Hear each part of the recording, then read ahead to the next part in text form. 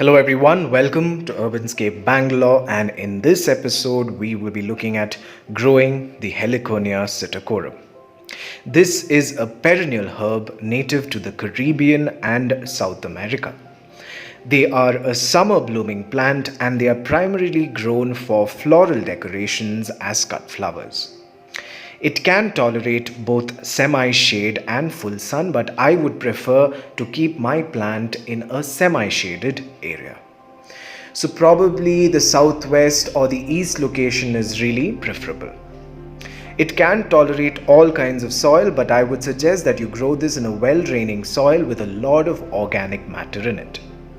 It likes consistent watering and does not like being shifted from one place to another, because it would have gotten acclimatized to a particular location and moving it would give it some kind of a shock that will kill your plant. These are grown from tubers. You can watch the propagation video on top. The foliage of this plant is also very attractive and looks very plantainy. The flower is this tubular structure with a black mark at the tips, and this colored thing is actually the bract, which is more attractive.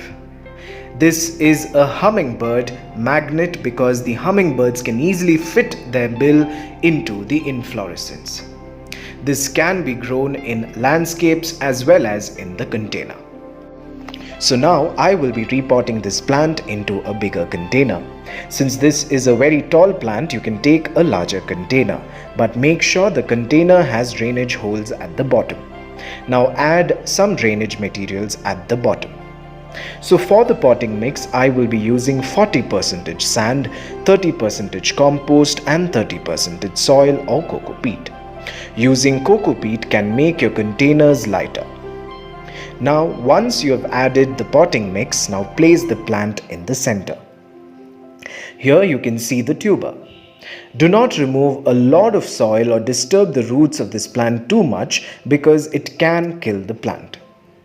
After this, backfill the plant with more potting mix, and I will also be top dressing with some compost to give the plant that organic boost it likes to start off its journey in this new container. Now add water till you see it coming out of the drainage hole, and keep this in a location where you get very bright sunlight.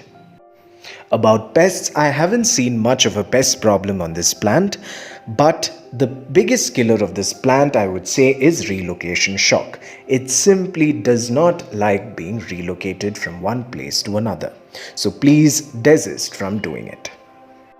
You can fertilize this plant with a potash and phosphorus rich fertilizer once every month during summer. I just use banana peels and you can see many blooms coming out of this plant.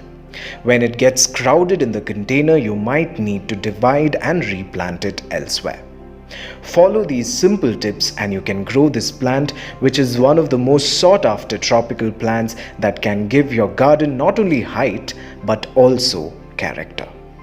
With this, we have come to the end of yet another episode of Urbanscape Bangalore. I hope you've enjoyed the show. If you've liked watching this, then please like, share and subscribe.